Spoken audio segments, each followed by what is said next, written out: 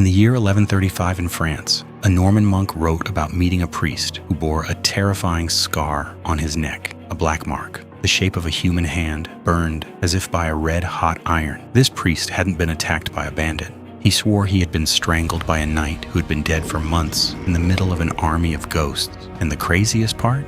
The monk claimed to have seen the scar with his own eyes. Today, we dive into one of the most terrifying, but above all, one of the best documented urban legends of medieval France.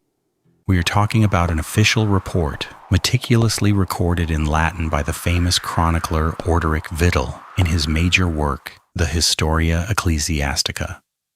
The action takes place in a very real location, Saint-Aubin-de-Bonneval, in the Pays d'Auge. We are in the night of January 1st, 1091. At that time, Lower Normandy was covered by the forest of Évreux, a dense, dark, freezing jungle, a hell of briars where no one in their right mind would dare to venture, let alone at night. No one except Gauchelin, a young country priest. That evening he was just returning from the bedside of a dying man to whom he had gone to give the last rites. And our dear Gauchelin thought to himself that crossing this black forest, infested with starving wolves and bloodthirsty bandits, in the dead of night and in freezing cold, was the perfect plan to go unnoticed. As he walked the paths, the ground beneath his feet suddenly began to vibrate. A dull rumble approached at a breakneck speed. An infernal noise tore through the silence of the night, and then cries of agony. The clashing of heavy armor and rattling chains began to echo. Gauchelin panicked. He immediately thought of a troop of plundering horsemen, and he had good reason to be afraid. You see, at the beginning of 1091, Normandy was living through its worst period of anarchy.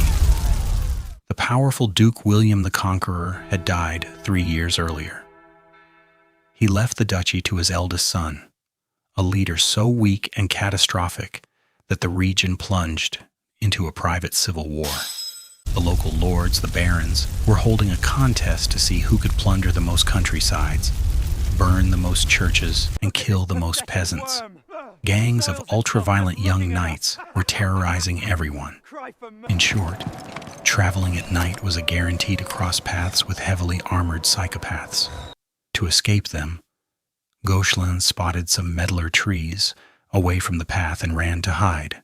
But just as he reached the trees, a gigantic silhouette blocked his path. It was a massive shadow creature, armed with an immense club. The official bouncer of the procession.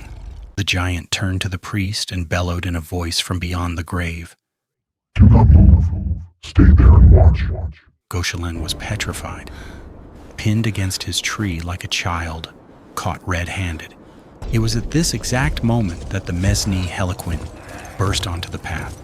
The army of the dead began its parade.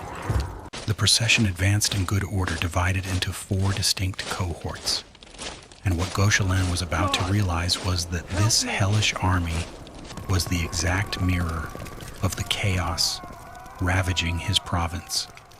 First cohort, an immense crowd of common folk and foot brigands, marching and screaming in pain. Why? Because they were forced to carry on their backs the objects they had stolen during their lifetime, except these objects had become red hot, consuming their hands. Among this crowd of suffering souls, Gauchelin spotted a man who had murdered a priest a few years earlier. This killer advanced, crushed under the weight of an iron armor heated to white hot, karma, barbecue style. Second cohort. Now we enter the very specific fantasies of medieval monks. Thousands of high society women mounted on horseback, but curiously not a single man. Anyway, during their lifetime, they had abandoned themselves to lust. Their punishment was of absolute sadism. They rode saddles entirely encrusted with nails heated to a glowing red. At this point, Gauchelin almost fainted. He recognized among the damned some noblewomen from the local village who were actually still alive and well, sitting at home at that very moment. It was the medieval equivalent of a spoiler for their future roommate setup in hell. Third cohort. All the clerical 5IPs of the era, monks, priests, bishops in tears, and here came the great moment of loneliness for Gauchelin. He looked under their black hoods and knew shock. He recognized great abbots famous throughout the region for their immense piety, the exact same people who used to spend their days explaining to him how to get into heaven. As it turns out, moral lessons are always easier to give than to follow. Finally, the ultimate and last cohort, the army of the Black Knights, thousands of tyrannical warriors in dark armor. These were precisely the plundering barons and young knights who were setting Normandy on fire. They rode gigantic destriers that snorted flames from their nostrils. They carried black banners and wept tears of blood. The parade finally came to an end. Gauchelin, still traumatized by this vision of hell, had a stroke of genius doubled with a total lack of survival instinct. He figured that if he escaped, no one in the village would believe his story. Therefore, he needed to bring back physical proof. He waited for a riderless black horse to pass within his reach, and he firmly grabbed the bridle to commit livestock theft on the army of the dead. What could go wrong? Just about everything. The horse let out a supernatural neigh and snorted a jet of fire that almost wiped off his face. In an instant, 4 black knights detached themselves from the group and charged at him at full speed. One of them violently grabbed him by the throat. Gauchelin felt his life slipping away. In an ultimate reflex, he remembered his job, screamed the name of Christ, and traced a sign of the cross in the air. The demon let him go. The entire army of the dead vanished into the morning mist, but the Black Knight made sure to leave a receipt. His cold hand had imprinted itself like a branding iron on the priest's skin, leaving that famous black burn on his neck. This legend traveled through the centuries and deeply transformed. Its name, Hellequin, probably comes from the mythical Celtic king Herle, condemned to ride on horseback for eternity. Over time, this terrifying demon's name strangely gave birth to the comic character Harlequin in popular theater. A total downgrade.